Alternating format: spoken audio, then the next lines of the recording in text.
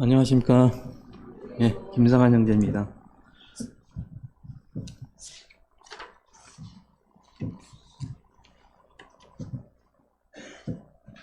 오늘은 사도행전 4장입니다. 사도행전 4장인데 그 사도행전이 뭐 앞에서부터 쭉 다 이어져 있는 내용이기 때문에 앞장 내용을 간단하게 다시 한번 지난주에 했던 3장 내용 간단하게 이제 설명을 하고 4장으로 넘어가도록 하겠습니다. 2장에서 오순절에 이제 성령이 강림하셨습니다. 성령님이 오신 목적은 권능을 주기 위해서 성령이 오셨는데, 이 권능을 하나님께서 왜 주셨느냐?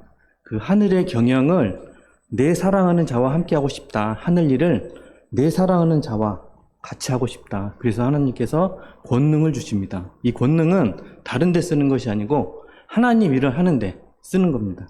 그래서 이 내일 하나님의 일은 천하 만민이 복받는 것, 그게 이제 하나님의 일입니다. 그리고 3장에서 이제 제9시에 베드로와 요한이 이제 성전으로 올라갑니다. 기도하러 올라갔을 때 평소에는 생각지도 않았던 그 미문에 앉아있던 40년 동안 앉아서 구걸하는 그 안진뱅이를 봅니다. 그 안진뱅이를 봤을 때 혼자 본 게 아니고 베드로와 요한이 같이 봅니다. 둘이서. 이렇게 둘이서 같이 이렇게 집중해서 볼 수 있다는 것은 그냥 볼 수 있는 게 아니고 성령님이 함께 하시지 않으면 그렇게 주목하여 볼 수가 없습니다. 그래서 둘이 보는데 한참을 보고 있다가 얘기를 하죠.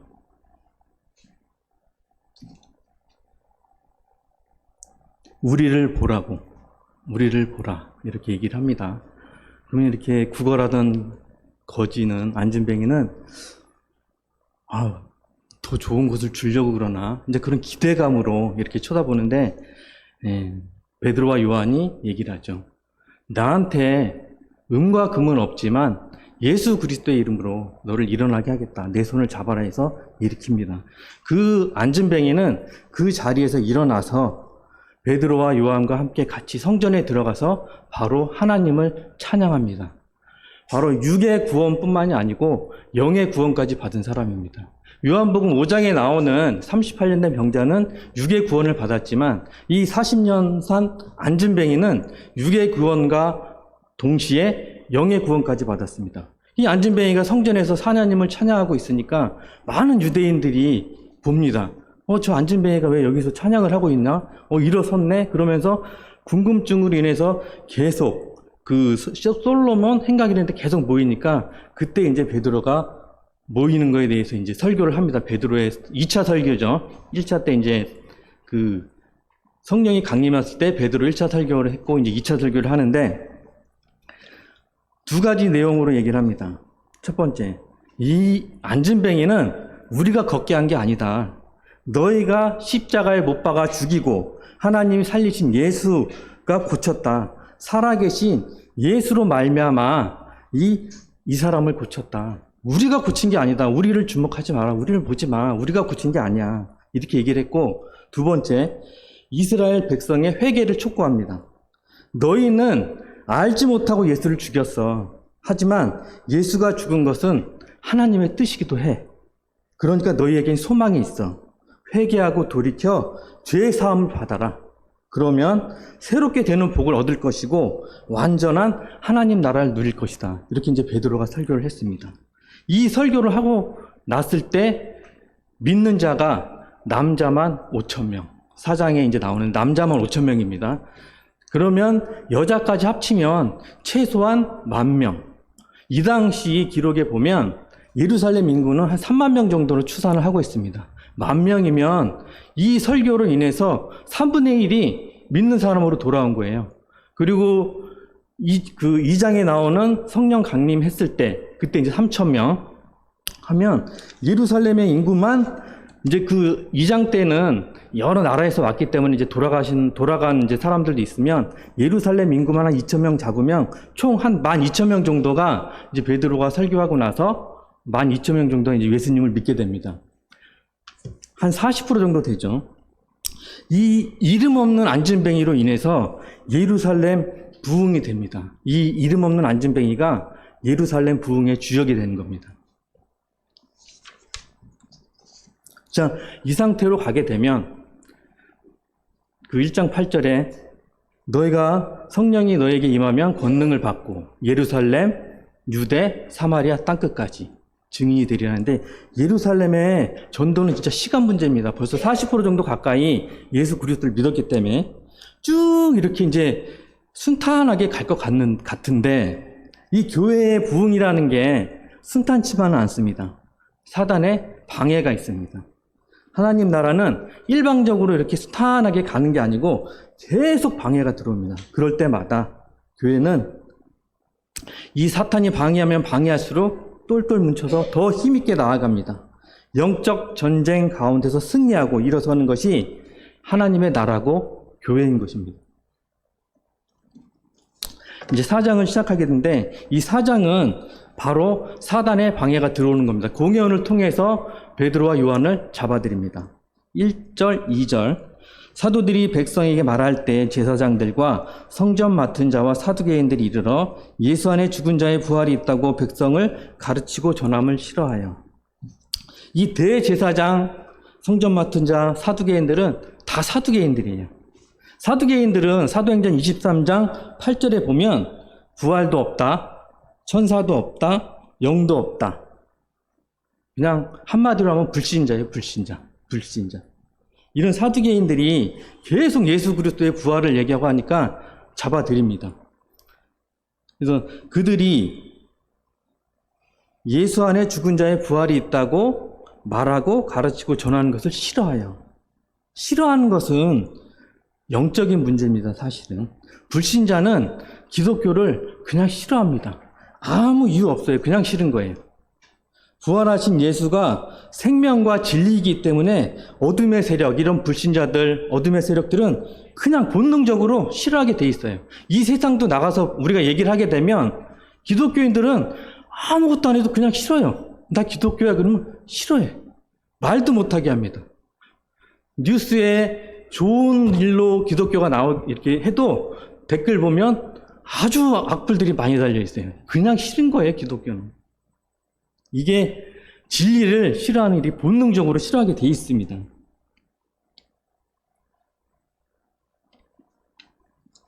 (3절) (4절) 그들을 잡음에 날이 이미 저물었으므로 이튿날까지 가두었으나 말씀을 들은 사람 중에 믿는 자가 많으니 남자의 수가 약 5천이라 되더라. 근데 이제 5천 명이 나옵니다. 그 3장에서 나왔던 거. 베드로와 요한을 체포를 했습니다. 근데 세상은 이 한 영혼 고친 거에 관심이 없어요. 이 40년 동안 구걸했던 사람이 일어나는 게 굉장히 대단한 일 아니에요? 근데 이런 거에 대해서 관심이 없습니다.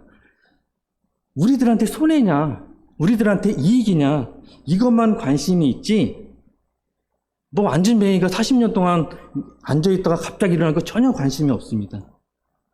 우리들의 이 일로 인해서 우리들의 권위가 없어질 것 아닌가, 우리들의 밥줄이 끊어질 것이 아닌가, 이런 것들을 생각하지 이 일에 대해서는 아무 관심이 없는 게 지금의 현실입니다. 지금 현실도 마찬가지로 아무 관심 없습니다. 우리들의 밥줄만 생각하지, 모든 정치인들이 마찬가지로 이게 옳고 그름을 따져서 오라도 우리의 밥줄이 끊어질 것 같으면 이것은 나쁜 게 됩니다. 날이 저물매 이튿날까지 가두었으나, 이 공회는 날이 저물면 재판을 안 합니다.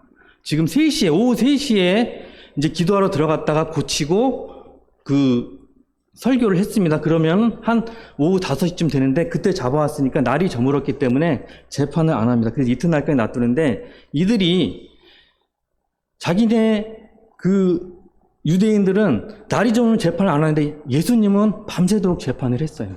예수님은. 그러니까 자기네들 편한 대로 하는 거예요, 지금. 4절에 보면 말씀을 들은 사람 중에 믿는 자가 많으니 남자의 수가 5천이나 되었더라. 베드로와 요한은 갇혔지만 말씀은 갇혀있지 않습니다. 말씀은 생명력이 있어서 계속 전파를 합니다. 그렇기 때문에 말씀을 듣고 해서 남자만 5천 명, 여자까지 합하면 최소 10,000명이 이번에 돌아온 것입니다. 이렇게 많은 유대인이 믿게 된 이유는 두 가지가 있습니다. 먼저 베드로의 설교가 좋았기 때문에? 아니요. 앞에 기적이 이들의 마음의 문을 열어놨어요. 거기에 복음이 들어가니까 확 깨어나는 겁니다. 그렇기 때문에 많은 수가 이제 일어나게 되는데, 베드로의 설교를 들었을 때, 예수님의 부활 이런 걸 들었을 때 자기네들이 지금까지 이 제사장 관리들한테 들었던 거하고 전혀 딴판인 거예요. 부활도 없다, 천사도 없다, 영도 없다고 이제껏 들었는데, 이 기적을 보고 베드로의 말씀을 들으니 얘네들이 거짓말이야, 우리가 속았다는 것을 알았어요. 그렇기 때문에 많은 수의 유대인들이 이때 돌아오게 됩니다.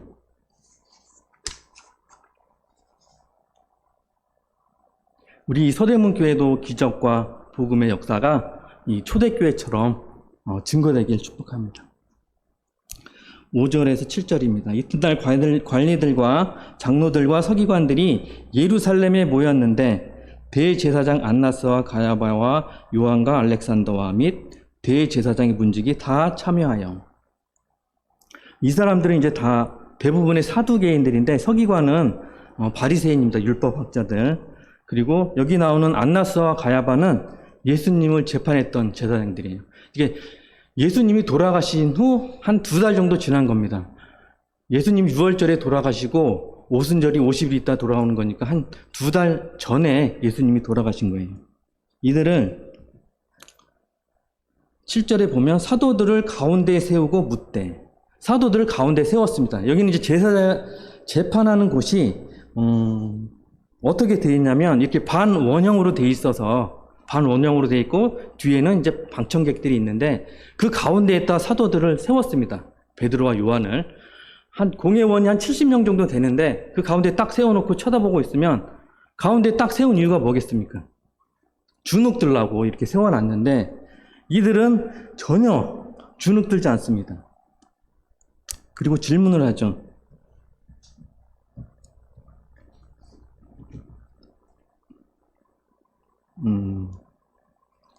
무슨 권세와 누구의 이름으로 이 일을 행했느냐, 이렇게 질문을 합니다. 이 병 고친 일이 굉장히 중요한 일인데 이 사람들은 이 일 아주 그냥 하찮게 여기고 얘기를 합니다. 뉘앙스가 그렇게 썩 좋아 보이는 뉘앙스는 아닌데 이 일을 합니다. 유대인들의 이런 쭉 내려오는 전통에는 기적과 표적은 선지자를 통해서 하나님만 할 수 있다고 믿고 있습니다. 하나님 외에 다른 이름이 나타나면 이단입니다. 그래서 함정을 파고 베드로와 요한한테 묻습니다. 무슨 권세로, 누구 이름으로 이 일을 했냐? 그럴 때 8절, 9절. 이에 베드로가 성령이 충만하여 이르되, 백성의 관리들과 장로들아, 만일 병자에게 행한 착한 일에 대하여 이 사람이 어떻게 구원받았냐고 오늘 우리에게 질문한다면, 여기가 어딥니까? 산헤드린 공회입니다. 베드로가 2달 전에 베드로의 옛 상처가 있던 곳, 예수님이 이곳에서 재판받을 때 베드로는 마당에서 3번을 부인을 했던 곳입니다. 이곳이. 그리고 예수님과 3번 부인하고 예수님하고 눈이 딱 마주쳤을 때 밖에 나가서 통곡을 했던 그 장소입니다. 이 장소인데 무엇이 이 베드로의 인생을 바꿔놨을까요? 베드로의 인생을 바꾸는 것은 성령님입니다. 요한복음 20장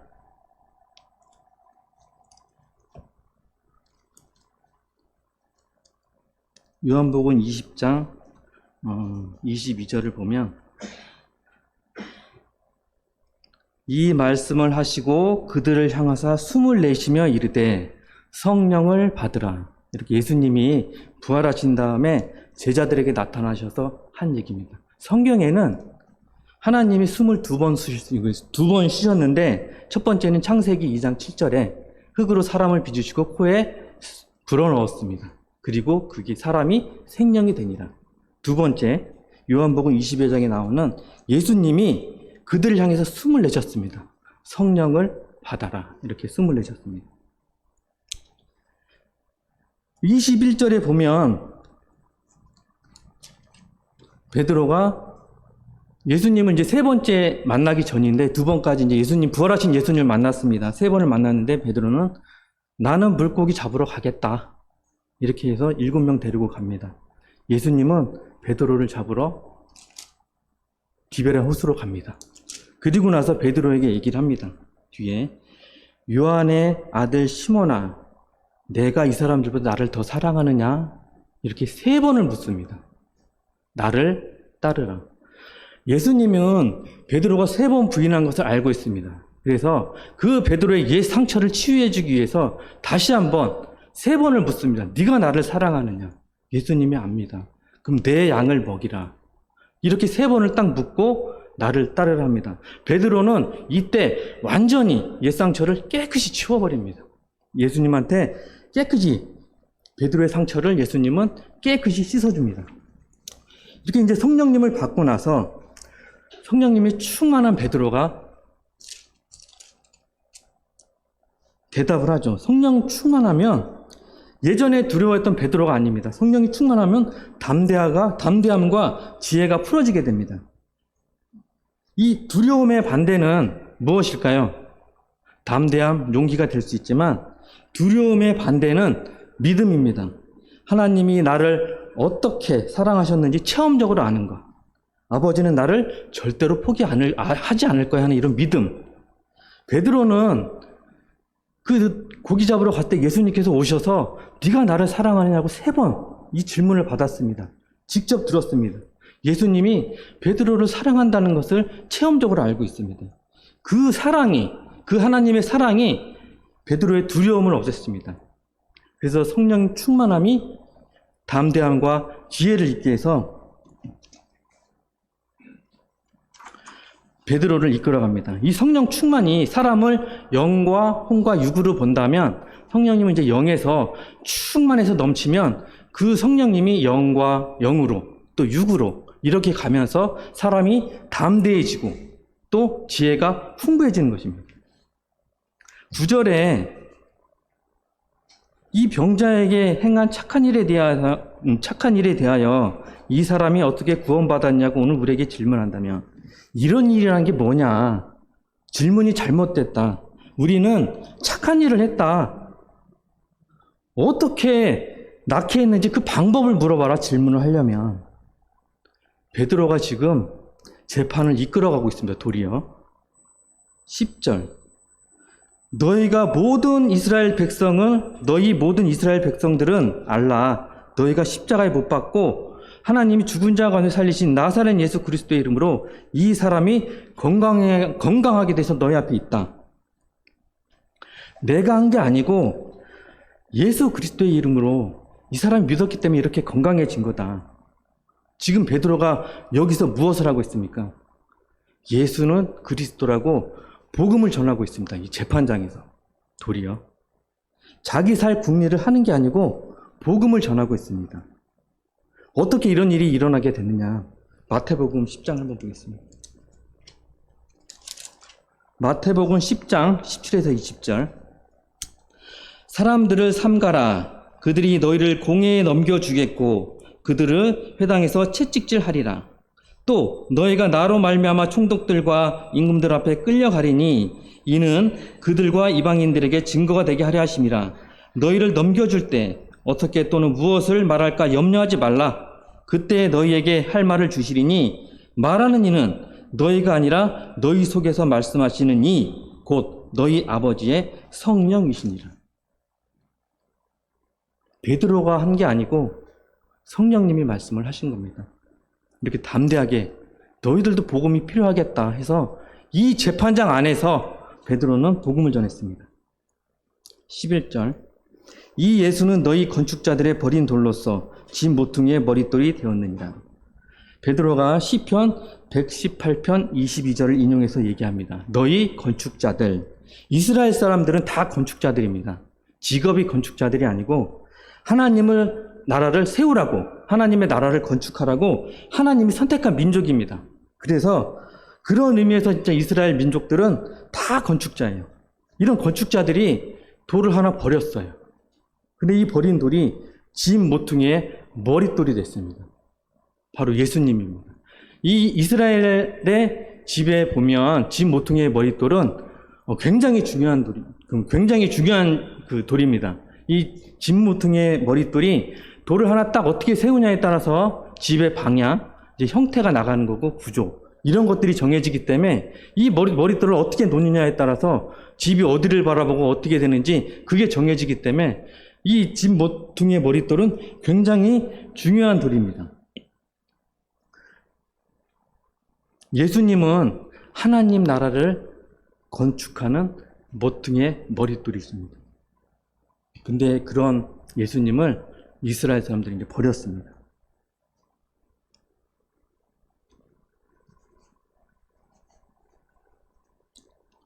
우리는 이 예수님이신 모퉁이의 머릿돌을 기준 삼아서 하나님 나라를 건축하는 그런 성도님들이 됐으면 좋겠습니다.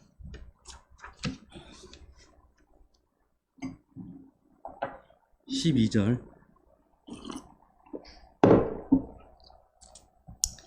다른 이로서는 구원을 받을 수 없나니 천하 사람 중에 구원받을 만한 다른 이름을 우리에게 주신 일이 없음이라 하였더라. 이 구절은 기독교가 굉장히 욕먹는 구절입니다. 다른 이름은 없습니다. 기독교에서는 오직 하나, 예수만이 그리스도입니다. 근데 타종교는 우리도 좋지만 니들도 좋아. 이렇게 모든 종교를 다 포용합니다. 유독 이 기독교는 그렇지 않습니다. 인간은 타락하면서 전적 분표한 자들이기 때문에 아무나 구원할 수 없습니다. 오직 아브라함의 씨로 나와서 여자로부터 온 여자의 후손만이 타락한 인간을 구원할 수 있습니다. 하나님께서 기름 부어 세운 자만이 구원할 수 있습니다. 그 이름은 예수 그리스도입니다. 다른 천하에 다른 이름은 없습니다. 오직 예수 그리스도만이 우리를 구원할 수 있습니다. 이 고집이 우리를 살린 겁니다. 진리이기 때문에 당당하게 말할 수 있는 것입니다.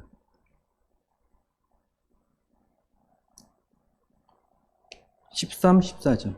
그들이 베드로와 요한이 담대하게 말함을 보고 그들을 본래 학문 없는 범인으로 알았다가 이상히 여기며 또 전에 예수와 함께 있던 줄도 알고 또 병 나은 사람이 그들과 함께 서 있는 것을 보고 비난할 말이 없는지라.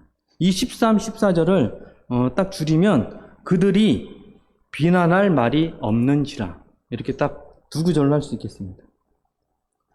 왜 비난할 말이 없느냐? 첫 번째, 이들이 담대함의 말함을 보고 성령이 충만하니까 담대하게 말을 합니다. 그 담대하게 이제 말하는 것을 보고, 두 번째는 학문 없는 범인인 줄 알았는데 시편 말씀까지 인용하면서 얘기를 한단 말이죠.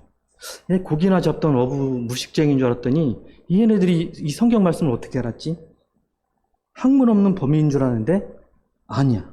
또 예수와 함께 있던 자들이란 걸 알았습니다.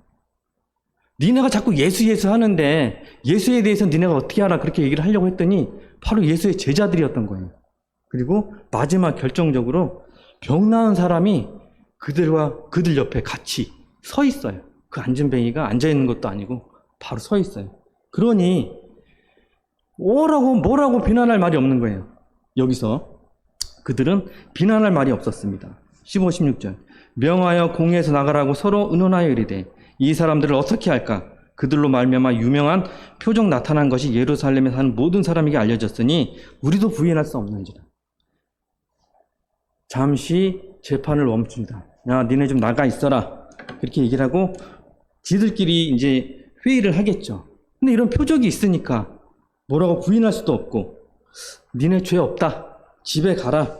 그렇게 얘기하면 지금까지 자네들이 부활도 없다. 천사도 없다. 영도 없다. 했던 거 다 거짓말이 되고 메시아까지 죽인 그런 범인들이 되기 때문에 죄 없다고도 할 수도 없고 죄를 찾으려고 하니 안진뱅이가 떡하니 서 있고 그러니까 어떻게 할 수가 없습니다. 얘네들이 회의를 해도 뾰족한 답은 나오지 않습니다. 17, 18절. 이것이 민간에 덮어지지 못하게 그들을 위협하여 이후에는 이 이름으로 아무에게도 말하지 말게 하자 하고 그들을 불러 경고하여 도무지 예수의 이름으로 말하지 말고 가르치지도 말라 하니. 진짜 뭐 죄를 찾으려고 해도 찾을 수도 없고 아무것도 할 수 없으니까 그래 지금 한 40%는 넘어갔으니까 어쩔 수 없고 우리 포기하자. 40%는 나머지 60%라도 넘어가지 못하게 우리가 지키자. 이렇게 얘기를 해서 나가서 얘기를 합니다. 야, 니네 들어와. 그렇게 얘기한 다음에 예수의 이름으로 말하지도 말고 가르치지도 마라. 그러면 놓아줄게. 알겠니? 그렇게 얘기를 합니다. 19절 베드로와 요한이 대답합니다. 알겠습니다 하고 나가는 게 아니고 하나님 앞에서 너희 말을 듣는 것이 하나님 말씀을 듣는 것보다 옳은가 판단하라. 우리는 보고 들은 것을 말하지 아니할 수 없다. 이렇게 말합니다. 하나님 앞에서 코람데오. 베드로와 요한은 하나님의 목전의식이 있습니다. 지금 여기가 공회고 많은 70명의 제사장, 장로들이 있지만은 그들 앞이라 생각하지 않고 이들은 하나님 앞이라 생각하고 있습니다. 하나님 목전의식이 없는 사람들은요, 사람이 있으면 열심히 하는 척 합니다. 목전의식이 없는 사람은 사람이 없으면 열심히 하는데, 사람이 있으면 열심히 해요. 사람이 없으면 내 생각대로 합니다. 왜? 아무도 없으니까. 근데 하나님 목전 의식이 있는 사람들은 하나님이 있기 때문에 내 마음대로 할 수가 없어요. 하나님이 지켜보고 계신데 어떻게 마음대로 할 수 있겠어요? 우리도 베드로와 요한처럼 하나님의 목전 의식을 항상 가지고 살아야겠습니다. 하나님 앞인데 내가 어떻게 나쁜 짓을 하겠어? 그 생각이 있다면, 지켜보는 눈이 있다면 어떻게 나쁜 짓을 하겠습니까? 이 목전 의식이 굉장히 중요합니다. 여기서 너희 말 듣는 것보다 하나님 말 듣는 것이 누구 말 듣는 게 옳은가 생각해보라. 너희 말, 여기서 너희 말은 그 정부의 말이죠. 예수 이름으로 아무것도 말하지 말고 가르치지도 마라. 너희 말. 하나님 말은 사도행전 1장 8절 성령이 너에게 임하면 너희가 권능을 받고 예루살렘과 온 유대와 사마리아와 땅끝까지 이르러 내 증인이 되리라. 그리고 마태복음 28장 18에서 20절 한 번 더 보겠습니다. 예수께서 나와 말씀하여 이르시되 하늘과 땅의 모든 권세를 내게 주셨으니 그러므로 너희는 가서 모든 민족을 제자로 삼아 아버지와 아들과 성령의 이름으로 세례를 베풀고 내가 너희에게 분부한 모든 것을 가르쳐 지키게 하라. 볼지어다 내가 세상 끝날까지 너희와 함께 항상 있으리라. 이 지상명령이 하나님의 말입니다. 이 정부의 말을 들어야 되겠습니까? 하나님의 말을 들어야 되겠습니까? 이 가정에서도 부모님의 말과 하나님의 말이 있을 때 두 개가 부딪히면 하나님의 말을 들어야 됩니다. 교회에서도 성도의 말과 하나님의 말이 부딪히면 당연히 하나님의 말을 들어야 됩니다. 이렇게 권위와 권위가 부딪히면 더 큰 권위를 따라야 되는 게 우리 성도들이 해야 될 자세인 것 같습니다. 하나님이 진짜 통치자시고 하나님이 진짜 주권자이심을 항상 생각하시기 바랍니다.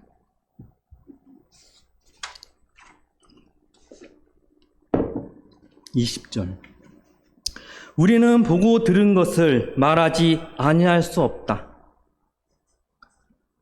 성령이 충만한 사람은 전하게 돼 있습니다. 이거 어떻게 보고 들은 건데 증거하지 않을 수 없겠습니까? 전하지 않는 사람은 복음, 예수님이 부끄러운 것입니다. 부끄러운데 어떻게 부끄럽기 때문에 입을 뗄 수가 없습니다. 이런 부끄러움 때문에 입을 뗄 수 없다면 하나님의 나라는 풀어지지 않습니다. 저는 이제 이 복음이 부끄럽다고 생각해 본 적은 없는데 실제로 입을 뗀 적이 없는 걸 보니까 예수님을 부끄럽게 생각했던 겁니다.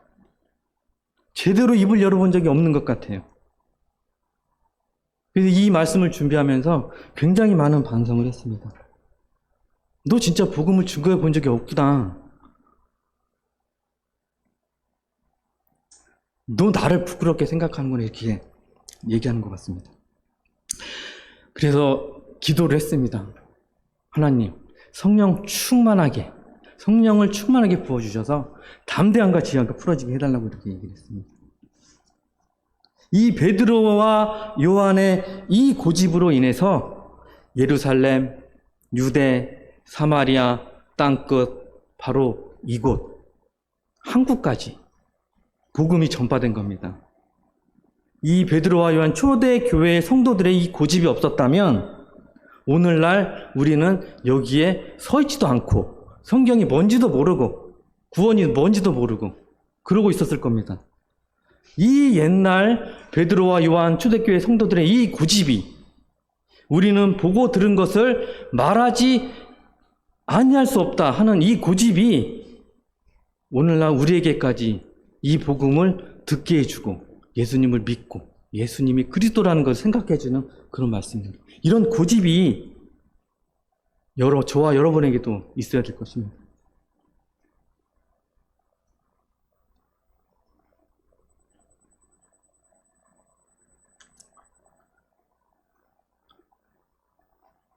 (21절) (22절)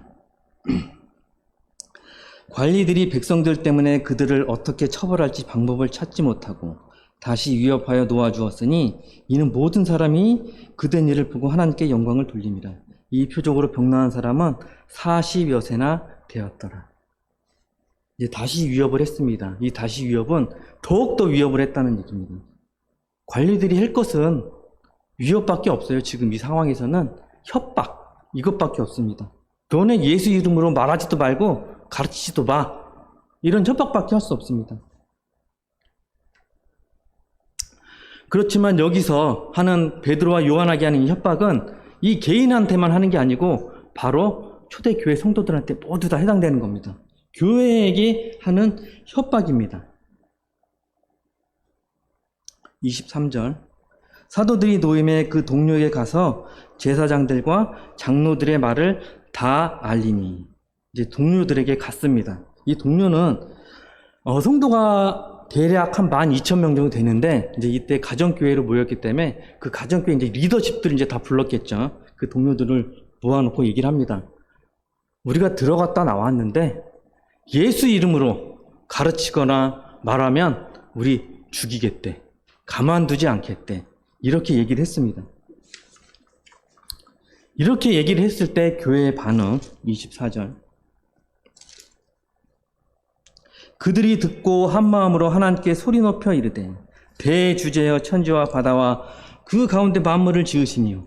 교회의 반응은 걱정하면서 모여봐 우리 회의 좀 하자 이렇게 한 것도 아닙니다. 우리 도망가야 될까? 그것도 아니에요. 위협하고 협박했다는 말을 듣자마자 한마음으로 기도를 시작합니다. 소리 높여 대주제여 대주제여는 주인이여 절대적인 주권자여 통치자여 이 말입니다. 그러면서 기도를 하기 시작합니다. 25절 또 주의 종 우리 조상 다윗의 입을 통하여 성령으로 말씀하시기를 어찌하여 열방이 분노하며 족속들이 허사를 경영하였는고 세상의 군왕들이 나서며 관리들이 함께 모여 주와 그의 그리스도를 대적하도다 하시니로소이다. 과연 헤롯과 본디오 빌라도는 이방인과 이스라엘 백성과 합세하여 하나님께 기름 부으신 거룩한 종 예수를 거슬러 28절 하나님의 권능과 뜻대로 이루려고 예정하신 그것을 행하려고 이 성에 모였나이다. 예정하신 그것은 예수 그리스도가 십자가에 못 박혀 죽는 겁니다. 여러 말이 있지만 이사야서 53장 보면 53장 4절 그는 실로 우리의 질고를 지고 우리의 슬픔을 당하였거늘 우리는 생각하기를 그는 징벌을 받아 하나님께 맞으며 고난을 당한다 하였더라. 그가 찔림은 우리의 허물 때문이요 그가 상함은 우리의 죄악 때문이라. 그가 징계를 받음으로 우리는 평화를 누리고 그가 채찍에 맞음으로 우리는 나음을 받았더라. 우리는 다 양 같아서 그릇 행하여 각기 제 길로 갔거늘 여호와께서는 우리 모두의 죄악을 그에게 담당시키셨도다. 예정하신 게 바로 이겁니다. 예수 그리스도가 우리의 죄악을 담당하고 십자가에서 돌아가시는 것. 대속의 죽음을 말씀합니다. 이때 이들은 허사는 이제 헛된 일입니다. 이 헛된 일을 하려고 이 공회원들은 계속 예수를 잡으러 다니고 잡고 막 그랬습니다. 근데 이 허사가 이루어졌죠.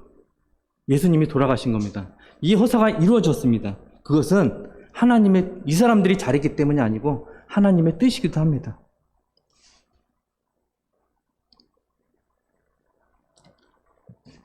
29절, 30절은 같이 한번 읽어보겠습니다. 29절, 30절 시작. 주여 이제도 그들의 위협함을 굽어보시고 또 종들로 하여금 담대히 하나님 말씀을 전하게 하여 주시오며 손을 내밀어 병을 낫게 하시옵고 표적과 기사가 거룩한 종 예수의 이름으로 이루어지게 하옵소서 하더라. 세 가지 기도가 나오는데 먼저 위협함을 굽어 보시옵고, 두 번째 담대히 하나님의 말씀을 전하게 하여 주시옵소서, 세 번째 손을 내밀어 표적과 기사가 예수 이름으로 이루어지게 해 주십시오. 이렇게 이제 크게 세 가지로 나눠지는데, 이 위협이 예수 이름으로 말하지도 말고 가르치지도 말라는 위협입니다. 이 위협인데, 예전에는 위협해서 헛된 일이 이루어졌어요. 예수님 때는 이루어졌는데, 지금도 이들이 헛된 일을 이루려고 우리를 위협한다. 지금도 그들이 위협이 이루어지지 않게 우리를 보호해 주세요 하고 이제 기도를 하는 겁니다.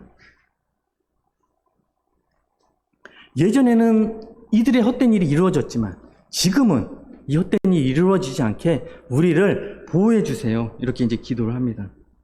이 기도 소리 예를 한번 보면, 어제 이제 12장을 읽었는데 베드로가 옥에서 갇혔는데 아무 눈치 못 채게 옥에서 나왔습니다. 그들은 기도를 하고 있었어요. 이런 것들이 하나의 예가 되겠습니다. 두 번째, 담대히 하나님의 말씀을 전하게 하여 주시옵소서. 담대하게 하나님의 말씀을 전하는 것은 뭡니까? 우리에게 하나님이 성령을 부어주셔야 우리에게 담대한 마음이 생깁니다. 성령을 부어주십시오. 우리가 담대히 말씀을 전하겠습니다. 이렇게 얘기를 하는 겁니다. 세 번째, 손을 내밀어 표적과 기사가 예수 이름으로 이루어지게 하옵소서. 손을 내밀어. 이 3장에서 베드로와 요한이 손을 내밀어 앉은 맹인을 잡았습니다. 그때 우리가 손을 내밀 때 주님이 그 위에다 손을 얹어 주시옵소서. 그래서 병을 낫게 해주십시오. 3장 때는 그렇게 해서 병이 낫습니다. 이 병 낫는 것의 효과를 알기 때문에 손을 내밀어 표적과 기사가 예수님의 이름으로 이루어지게 해달라고 이렇게 기도를 하고 있습니다. 표적과 기사가 말씀과 함께 할 때 강력한 시너지 효과가 있는 걸 이들이 알았습니다. 그냥 표적과 기사만 있다면 절대로 이들은 돌아오지 않습니다. 그리고 말씀만 있다면 이들이 돌아오는 게 굉장히 더딥니다. 1명, 2명 얻기도 굉장히 힘들어요. 말씀만 있다면. 그렇지만 표적과 기사가 동시에 같이 일어나니까 3,000명, 최소 10,000명 이렇게 많은 사람들이 일어납니다. 오늘날에도 우리 서대문 교회에도 이런 표적과 기사가 말씀과 같이 일어나기를 원합니다.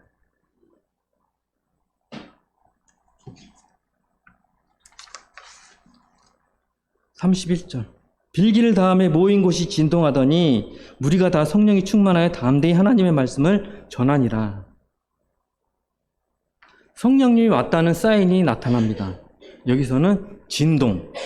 2장에서는 성령님이 왔다는 사인이 바람과 불의 혀, 이렇게 이제 성령님이 왔다는 사인이 나타났고, 여기서는 진동이 왔습니다. 내가 너희의 기도를 들었다 하고 나타낸 게 진동입니다. 진동이 울리고 내가 니네 기도를 들었다. 진동이 울리고 성령님이 임재하고 성령이 충만하니까 또 담대히 말씀을 전합니다. 우리 삶 가운데 하나님의 임재가 계속 나타나길 원합니다. 32절.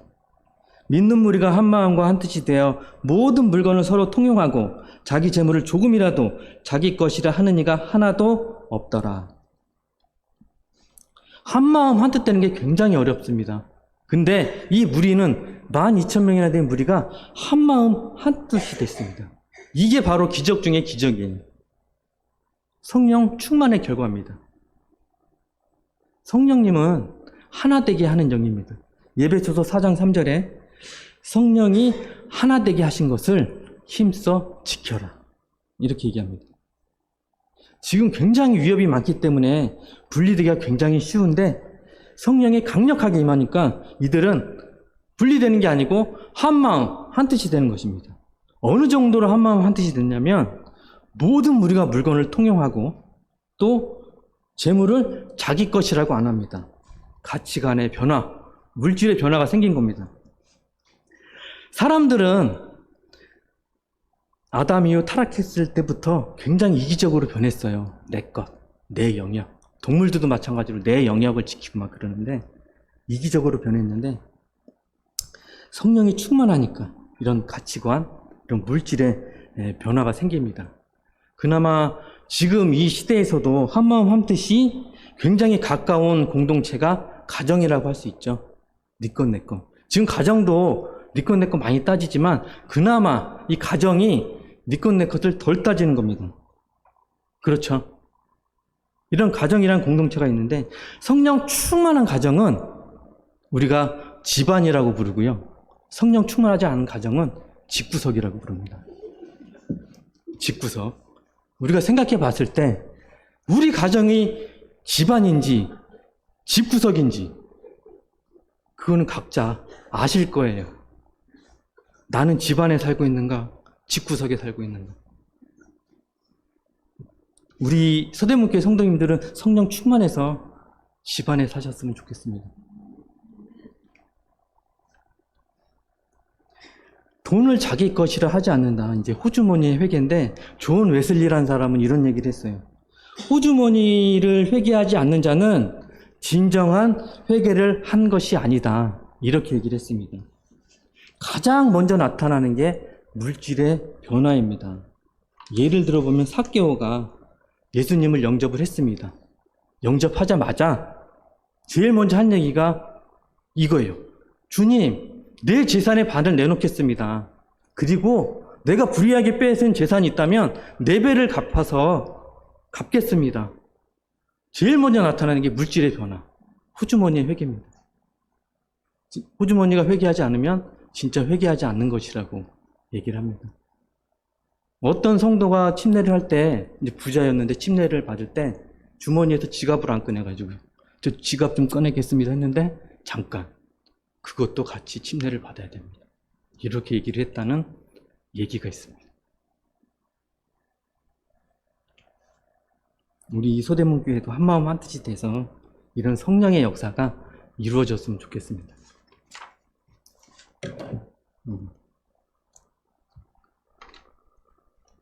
그리고 이제 이 뒤에 구브로와 바나바는 오정 하시는 형제님께서 바나바 같이 얘기해 주셨으면 좋겠습니다. 같이 서로 연결되는 것 같아서요. 12절 한번 보겠습니다. 12절, 4장 12절. 같이 읽어보겠습니다. 시작. 다른 이로서는 구원을 받을 수 없나니 천하 사람 중에 구원을 받을 만한 다른 이름을 우리에게 주신 일이 없음이라 하였더라. 제가 이 말씀을 하는 것은 얼마 전에 형제회에서도 얘기했지만 차별금지법이 바로 눈앞에 왔어요.